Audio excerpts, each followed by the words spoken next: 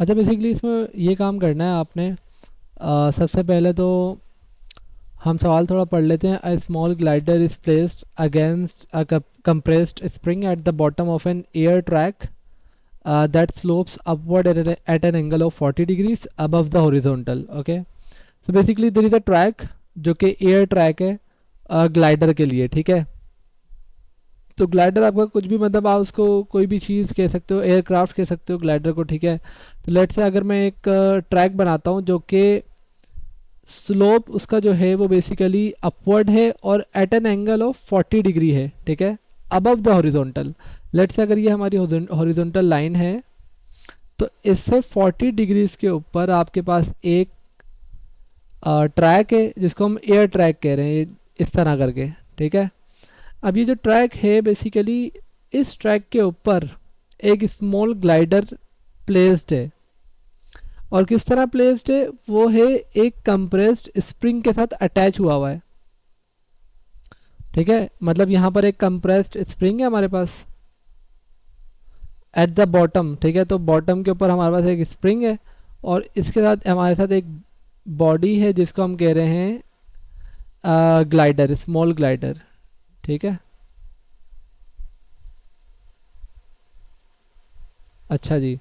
तो ये हमारे पास इसकी मतलब कंडीशन है। ठीक है, अब ये कह रहे हैं कि द ग्लाइडर है द मास ऑफ दिस, मतलब उसका मास भी गिवन है 0.09 kg।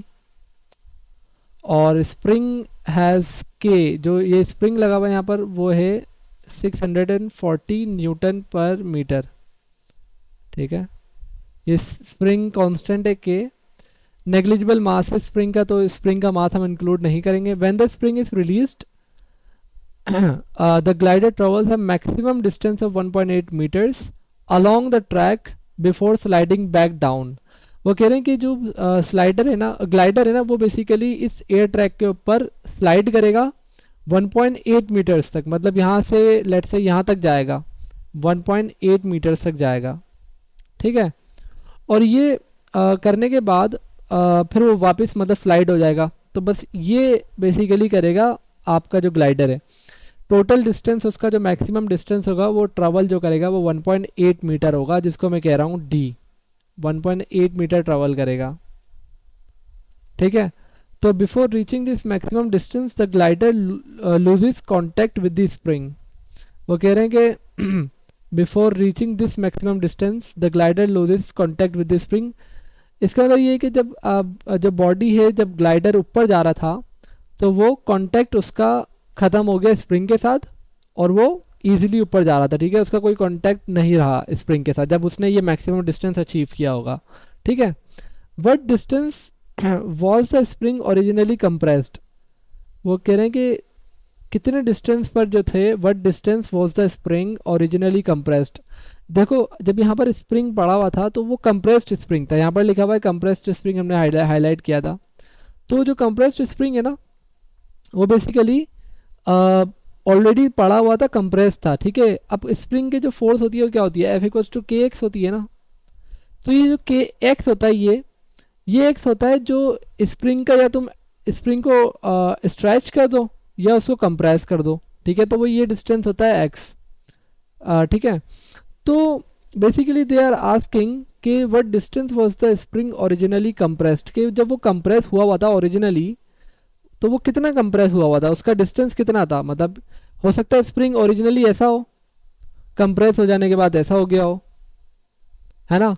तो ये जो डिस्टेंस कम हुआ है, यहाँ से भी थोड़ा कम हुआ है, यहाँ से भी कम हुआ है, टोटल डिस्टेंस है एक्स। तो ये एक्स हमें निकालना है। ठीक है, ये चीज़ हमें निकालनी है, हमें निकालना क्या है, एक्स निकालना है। अच्छा, अब हमें निकालना था स्प्रिंग का जो डिस्टेंस था एक्स, वो निकालना था हमें। ठीक है, तो अभी हमें सबसे पहले ये अंडरस्टैंड करते हैं कि जो हमारे पास यहाँ पर सब कुछ हो रहा है ना, हमारे पास स्प्रिंग है, बॉडी है। तो हम देखते हैं बॉडी के ऊपर फोर्सेस कौन कौन सी लग रही है। सबसे पहले ना, बॉडी इस तरह पड़ी हुई है आपकी एम। तो बॉडी पे जो फोर्स लग रही है वो एक लग रही है ऐसे, जो कि उसकी वेट फोर्स है। वेट हमेशा डाउनवर्ड्स होता है ना, तो ये बॉडी इस तरह पड़ी हुई है एक ट्रैक के ऊपर, उसके और बॉडी का जो मास है वो एक, मतलब जो वेट है उसका, वो एक डाउनवर्ड फोर्स लगा रहा है एम जी। ठीक है, डाउनवर्ड फोर्स लगा रहा है एम जी। और आपके पास जो स्प्रिंग जो बॉडी के साथ अटैच है, जो कंप्रेस्ड हुआ हुआ है, वो भी एक फोर्स बॉडी पे लगा रहा होगा, ऐसा ही है। तो उसकी भी मैं एक फोर्स लिख देता हूँ यहाँ पर। वो फोर्स इस तरह लगा रहा होगा ऊपर की तरफ, तो उसको हम कह रहे हैं एफ एस। ठीक है। अब हम कर रहे हैं बात स्लाइडर की। ठीक है, स्लाइडर है इस तरह करके। तो हमारे पास जितनी भी फोर्सेस इस लाइन के, इस स्लाइडर के अक्रॉस होंगी ना, इस अलोंग होंगी, हम वो वाली फोर्सेस लेंगे। ठीक है। अब हमें जो एम है ना, एम के दो पार्ट्स हैं। एक एम की फोर्स यहाँ पर है, ऐसे करके है। एक एम की फोर्स ऐसे करके।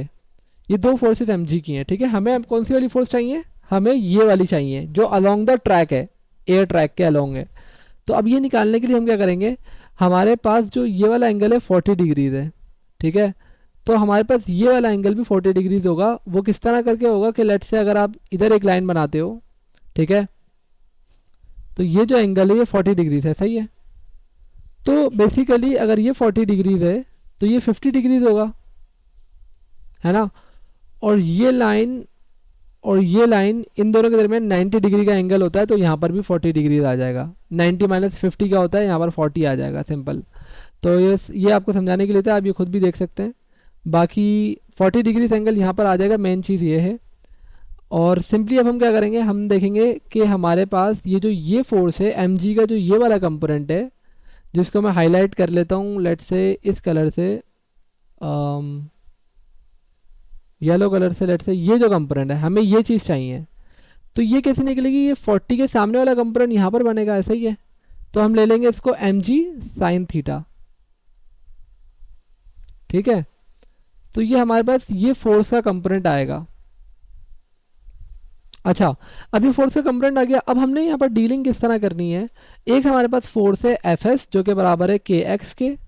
एक फोर्स हमारे पास एम जी की है, वो लेट से ले लेते हैं एफ जी, वो है एम जी साइन थीटा। ये दोनों फोर्सेस आपस में इक्वल हैं। ठीक है। हम यहाँ पर फोर्सेस में डील नहीं करेंगे, हम यहाँ पर डील करेंगे एनर्जीज में। ठीक है। क्योंकि जो स्प्रिंग है उसके अंदर भी हमारे पास एनर्जी है, और जो बॉडी के अंदर स्प्रिंग एनर्जी ट्रांसफर करेगा जब भी जो आपकी बॉडी है वो मूव करेगी ऊपर को। ठीक है। तो अब हमने देखना है कि हमारे पास इस पॉइंट के ऊपर हमारा पोटेंशियल कौन कौन सी एनर्जीज है। तो इस पॉइंट के ऊपर हमारे पास दो एनर्जीज हो सकती हैं, पोटेंशियल एनर्जी और काइनेटिक एनर्जी। और तीसरी एनर्जी वो स्प्रिंग की एनर्जी है। मतलब तीन तरह की एनर्जीज है। स्प्रिंग एनर्जी है हमारे पास, तो हम कंजर्वेशन ऑफ एनर्जी प्रिंसिपल लगाएंगे। स्प्रिंग एनर्जी बराबर है लेट से potential energy plus kinetic energy. अब मजे की बात यह है कि यहाँ पर वेलोसिटी तो जीरो है, क्योंकि इनिशियल पोजीशन पे बॉडी तो रेस्ट कर रही है। ठीक है। तो हम इसको जीरो कर देंगे, पार्ट ए के अंदर हम इसको कर देंगे जीरो। तो क्योंकि पार्ट ए के अंदर वो स्प्रिंग जो ना अभी तक स्ट्रेच है, कंप्रेस्ड है, सॉरी कंप्रेस्ड है, तो वो अभी तक जो है ना वो फ्रीली मूव किया नहीं है, जिसकी वजह से बॉडी मूव नहीं कर रही। तो काइनेटिक एनर्जी जीरो हो जाएगी, क्योंकि काइनेटिक एनर्जी होती ही वेलोसिटी की वजह से। हमारा पोटेंशियल एनर्जी और स्प्रिंग एनर्जी बच जाएगी। स्प्रिंग एनर्जी का फॉर्मूला होता है हाफ के एक्स स्क्वायर। बेसिकली ये निकलता कैसे? वो इंटीग्रल, इसका इंटीग्रल लेते हो आप, ठीक है, इस तरह करके, तो फिर इस तरह निकलता है ये। तो बेसिकली हमारे पास हाफ के एक्स स्क्वायर स्प्रिंग एनर्जी है, पोटेंशियल एनर्जी होती है एम जी एच। ठीक है। तो हाफ के एक्स स्क्वायर हमारे पास आ जाएगा एम जी। एच क्या होती है? एच होती है हाइट। ठीक है, हाइट होती है। अब इस पॉइंट के ऊपर जहाँ पर बॉडी रखी हुई है, इसके ऊपर मास जो एम है उसकी कोई हाइट भी होगी, राइट? उसको हम देखते हैं। जो हमारे पास यहाँ पर हमें एच निकालना है ना, तो अब एच निकालने के लिए जो हमारा डिस्टेंस ट्रेवल हुआ है टोटल, वो डी ट्रेवल हुआ है ना 1.8 मीटर्स, तो वो 40 डिग्रीज एंगल हमारे पास है। सामने हमारे पास हाइट है। अब देखो हाइट हमारे पास ये है, जो कि ये जो मैं बना रहा हूँ ये हाइट है एच। ठीक है। अब ये एच हाइट निकालनी है, हम साइन थीटा का फॉर्मूला लगाएंगे, परपेंडिकुलर ओवर हाइपोटेन्यूज। तो वहाँ पर हाइपोटेन्यूज डी है, और साइन हमारे पास जो हाइट है वो एच है, तो एच निकल जाएगा, परपेंडिकुलर वो एच है तो एच निकल जाएगा डी साइन 30 या साइन 40, तो वो डी साइन 40 हम लिख देंगे। अब यहाँ पर हमने एक्स निकालना है, तो एक्स निकालने के लिए क्या करेंगे? सिंपली बस इसको हम कैलकुलेटर में सारी वैल्यूज डालेंगे, और एक्स को एक साइड पे रख के सारी वैल्यूज को उधर लेकर जाएंगे और एक्स निकाल लेंगे। तो एक्स की वैल्यू मैं कैलकुलेट कर लेता हूँ। तो लेट से एक्स की वैल्यू क्या आती है? एम हमारे पास 0.09 है, जी 9.81 है, तो ये सारा कुछ करके हमारे पास एक्स की वैल्यू आ रही है 0.056 मीटर्स। और के की वैल्यू जी की वैल्यू हमने डाल दी थी, साइन 40 था हमारे पास, तो एक्स हमारे पास वो वैल्यू आ गई जो कि स्प्रिंग हमारा कंप्रेस था 0.0565, जितना हमारे पास स्प्रिंग कंप्रेस था वो हमारे पास एक्स की वैल्यू आ चुकी है। अब जो हमारे पास क्वेश्चन नंबर बी है वो है, let me just remove all of them. तो when the glider when the glider अच्छा, अब जो हमारे पास बी पार्ट है वो कह रहा है कि when the glider has travel along the air track 0.8 metre, जो कि इनिशियल पोजीशन है अगेंस्ट द कंप्रेस स्प्रिंग, तो क्या वो स्टिल इन कांटेक्ट है स्प्रिंग के साथ? मतलब जब वो 0.8 मीटर ट्रेवल कर चुका होगा जब भी, क्या वो स्प्रिंग के साथ अटैच होगा या नहीं? इनिशियली लेट्स से ये हमारी इनिशियल पोजीशन है, और फिर वो ट्रेवल कर चुका है 0.8 मीटर। वैसे मैक्सिमम ट्रेवल जो करेगा वो तो 1.8 मीटर करेगा, लेकिन अभी हम बात कर रहे हैं 0.8 मीटर्स तक की। तो अब हमें देखना है कि क्या ये कांटेक्ट में होगा इस पर्टिकुलर पोजीशन के ऊपर, एयर ट्रैक के ऊपर अलोंग 0.8 मीटर्स के ऊपर, क्या बॉडी, क्या ग्लाइडर स्टिल स्प्रिंग के साथ अटैच होगा, क्योंकि इनिशियली तो वो अटैच था। तो हम देखेंगे 0.056 जो हमारे पास एक्स की वैल्यू आई थी, उसके अंदर तो हमारे पास जो वैल्यू थी वो कंप्रेस स्प्रिंग की थी। वो मैक्सिमम या तो कंप्रेस 0.056 हो सकता है या स्ट्रेच 0.056 हो सकता है। इसका मतलब ये है कि 0.8 मीटर्स अगर हम देखें, कंपेयर करें 0.056 तक, कि जो स्प्रिंग है वो कितना खुल सकता है और कितना कंप्रेस हो सकता है, वो 0.056 है। तो हम देखें तो जाहिर सी बात है 0.8 मीटर बड़ा है। तो इसका मतलब ये है कि 0.8 मीटर्स जब बड़ा है, ग्रेटर है 0.056 के साथ, मीन्स के वो जो बॉडी है ग्लाइडर वो काफी आगे निकल चुकी है और वो in contact with the spring नहीं है। ये स्प्रिंग कैन ओनली ट्रेवल या can only stretch to 0.056 metres. तो हम लिखेंगे no, it is not in contact with the, let's say, spring. Okay, so that's the thing for B part. Now let's come to the um you can say the last part, or the second part of question number B. So what is the kinetic energy of the glider at this point? So at the point of 0.8 meters, now we need to calculate the kinetic energy. पहले तो हम बात कर रहे थे कि initial position पर kinetic energy क्या होगी। तो इनिशियल पोजीशन पर बॉडी रेस्ट पर थी तो ज़ीरो थी, फाइनल पोजीशन पर बॉडी रेस्ट पर थी तो ज़ीरो थी। लेकिन इन दरमियान में जो बॉडी थी वो 0.8 मीटर के ऊपर अगर हम निकालना चाहें तो उस पर तो कुछ ना कुछ काइनेटिक एनर्जी होगी, क्योंकि बॉडी तो ट्रेवल कर रही है ना, अपनी इनिशियल पोजीशन से लेकर 1.8 मीटर तक ट्रेवल कर रही है। तो इसका मतलब ये है कि हमें वहां तक वैल्यू निकालनी पड़ेगी काइनेटिक एनर्जी की। अब वो कैसे हम निकाल सकते हैं? तो हमें पता है कंजर्वेशन ऑफ एनर्जी प्रिंसिपल के मुताबिक, तो जो स्प्रिंग बॉडी थी, ग्लाइडर था, वो इनिशियली तो बिल्कुल जीरो था। ठीक है, और मैं साथ ही साथ डायग्राम भी बनाते जा रहा हूँ। तो इनिशियली तो जीरो था, फिर वो कन्वर्ट हुई स्प्रिंग एनर्जी किसमें, काइनेटिक एनर्जी और पोटेंशियल एनर्जी के अंदर, जिसकी वजह से बॉडी ने एयर ट्रैक के ऊपर ट्रेवल ट्रेवल किया। अब देखो, एम जी हमारे पास एक फोर्स है यहाँ पर, और एक फोर्स हमने बनाई जो कि अलोंग द एयर ट्रैक है। तो हमें पता है स्प्रिंग की जो एनर्जी है वो बराबर किसके है, वो बराबर है आपकी सबसे पहले potential energy plus kinetic energy. ठीक है, अब स्प्रिंग की एनर्जी हमें पता है हाफ के एक्स स्क्वायर होती है। ठीक है, वो क्या है, वो टोटल एनर्जी है। तो अगर मैं काइनेटिक एनर्जी निकालना चाहता हूँ तो मैं क्या करूँगा, spring energy minus potential energy. ठीक है, तो जो काइनेटिक एनर्जी है वो निकलेगी कैसे, स्प्रिंग एनर्जी हमें पता है हाफ के एक्स स्क्वायर होती है, हाफ के x square minus potential energy उस पर्टिकुलर पॉइंट के ऊपर क्या है, एम जी एच है, सिंपल हमें पता है एम जी एच। अब हमें एच निकालना है। अब एच निकालने के लिए हम क्या करेंगे वो देखते हैं। तो हमें पता है 0.8 मीटर पर जो एच है वो हाइट है उसकी। ठीक है, तो टोटल डिस्टेंस है 0.8 जो कि हाइपोटेन्यूज के ऊपर है, तो सिंपली वो डी है, डी हम उसको कंसीडर कर रहे हैं। तो साइन 40 है हमारे पास, तो अगर हम बोलें एच बराबर होगा डी साइन 40 के, लेट्स से साइन का अगर हम फॉर्मूला लगाएं वो होता है sine theta equals to perpendicular over hypotenuse, और जो परपेंडिकुलर वो हाइट है, हाइपोटेन्यूज डी है। तो हमें पता है सिंपली हम क्या करेंगे, परपेंडिकुलर एच आ गया, हाइपोटेन्यूज डी आ गया, तो एच निकल जाएगा डी साइन थीटा या डी साइन 40 डिग्री। वो हम यहाँ पर सब्सटीट्यूट कर देंगे। अगेन यहाँ पर हम सारी वैल्यूज डालेंगे।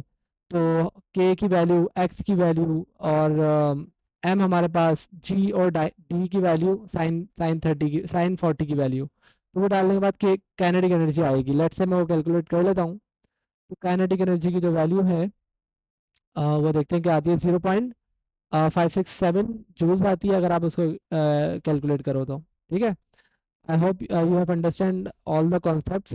बस हमने सिंपली ये किया था इनिशियली, अगर मैं आपको बताऊं तो हमारी बॉडी रेस्ट के ऊपर थी, स्प्रिंग के साथ अटैच थी। स्प्रिंग कंप्रेस हुआ होगा जिसकी वजह से स्प्रिंग के अंदर कुछ एनर्जी स्टोर्ड थी। ठीक है। जब स्प्रिंग को हमने रिलीज करा तो एनर्जी सारी स्प्रिंग की कन्वर्ट हो गई किसमें, दो एनर्जीज में कन्वर्ट हुई, एक पोटेंशियल एनर्जी और एक काइनेटिक एनर्जी। वो बॉडी के अंदर गई और बॉडी ने एयर ट्रैक के ऊपर ट्रेवल किया। ठीक है। तो बॉडी जब फाइनल पोजीशन पर पहुंची तो अगेन उसकी काइनेटिक एनर्जी जीरो हो गई क्योंकि वेलोसिटी जीरो थी, और पोटेंशियल एनर्जी उसकी मैक्सिमम हो गई उस पर्टिकुलर मैक्सिमम पॉइंट के ऊपर जो कि था 1.8 मीटर्स। हमने बेसिकली दरमियान में 0.8 मीटर के ऊपर काइनेटिक एनर्जी निकाली है, और हमने बस देखा है, उसको स्टडी किया है। तो ये यहाँ तक हमारे पास इस सवाल का जवाब था। Thank you. अल्लाह हाफ़िज़।